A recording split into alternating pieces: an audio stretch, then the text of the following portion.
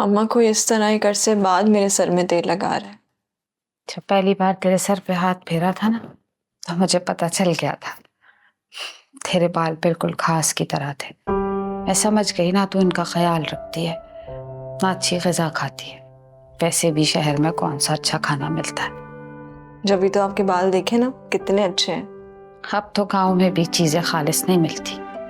हाँ अम्मा, यही हाल है जब। अम्मा ना बोल मुझे, किसी ने सुन लिया ना तो गज़ब हो जाएगा। अम्मा बड़ी मुश्किल है ये ड्रामा करना वैसे। करना तो पड़ेगा ना कश। लेकिन अम्मा कब तक हम ये बात छुपा कर रखेंगे? जब तक छुपा सकते। जब तुझे कहा कि ये मेहमान है और एक दिन में चली जाएगी, तो तुझे मेरी बात कैसे समझ आई? बेटी हूँ ना आपकी। अगर मैं आपकी बात को नहीं समझूंगी तो और किसकी बात को समझूंगी? इसीलिए तो कहते, समझदार के लिए इशारा ही काफी होता है। हाँ अम्मा, मुझे समझ आ गया था। थोड़े दिन में ना इस औरत को यहाँ से निकाल देंगे, फिर वो चली जाएंगी।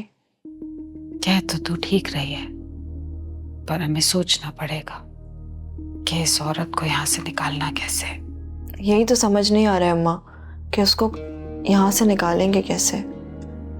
देख, पहले तो ये पता कर कि ये औरत यहाँ क्यों आई, क्या करने आई है और किसने इसको सारी बातें बता के भेजा है। अम्मा मुझे मालूम है कि रईसा बाजी के साथ ना हमेशा से राब्ते में थी। मुझे अभी तक ये नहीं पता कि फराह असल में है कौन। फिर तुझे कैसे पता चला कि ये कौन है?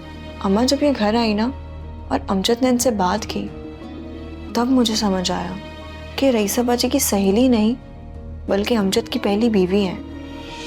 और जब पहले ना मैं रईसा बाजी को उनसे बात करते हुए सुनती थी ना, तो मुझे इस बारे में कुछ पता नहीं था। वो अक्सर ना फराह का नाम लेकर बात करती थी कि फराह से बात कर रही हूँ, इससे बात कर रही हूँ, फराह से बात कर रही हूँ। तो इसका मतलब है कशो, जब तूने रईसा और वसीम को घर से निकलवाया तो तूने सारी पोल पट्टी खोल दी, सब कुछ खुल के सामने आ गया। उस औरत ने जायदाद का पट्टा डाल दिया। हाँ हाँ अम्मा, बिल्कुल ऐसा ही है। ज़मीन और जायदाद के पीछे ना तो पूरी दुनिया ही बर्बाद है। इन लोगों को समझ ही नहीं आता है कि कब्र में ये सब लेके थोड़ी जाएंगे। ये जायदाद, दौलत, शोहरत, ये सब यहीं रह जानी है। क्या जाएगा आपका इखलाक? देख कशो, मेरी बात का बुरा ना मानना, सच तो यह है कि अमजद ने इतनी जायदाद बनाई और उसका कोई बंटवारा भी नहीं किया। खुदा ना खास्ता मेरे मुंह में खाक, कल को इसको कुछ हो जाता है तो तेरा क्या होगा? तू तो दरबदर की हो जाएगी ना। अम्मा परेशान मत हो, मेरे साथ कुछ भी नहीं होगा। क्यों? कि तेरा कुछ क्यों नहीं बिगाड़ सकते? नहीं अम्मा, क्योंकि अमजद ने ना पहले ही अपनी जायदाद यतीम खाने के नाम कर दी है, उन्हीं को दे दी है। उनके मरने के बाद उनकी सारी जायदाद, उनकी दुकान, उनका घर, उनकी जितनी भी दौलत है वो यतीम बच्चों में जाएगी। मेरा कोई क्या ही बिगाड़ेगा। ये तो बहुत अच्छी बात है, पर वो अपनी वसीयत के बारे में सबको बताता क्यों नहीं?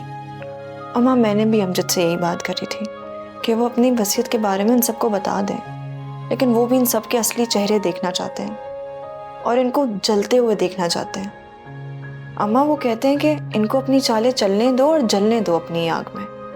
और अम्मा सबके चेहरे ना सामने खुल कर आ रहे हैं, किसके दिल में कितना बुग़्ज़ है सब दिखाई दे रहा है। इनको ना अपनी चालें चलने दो और अब हम वो करेंगे जो हमें करना है।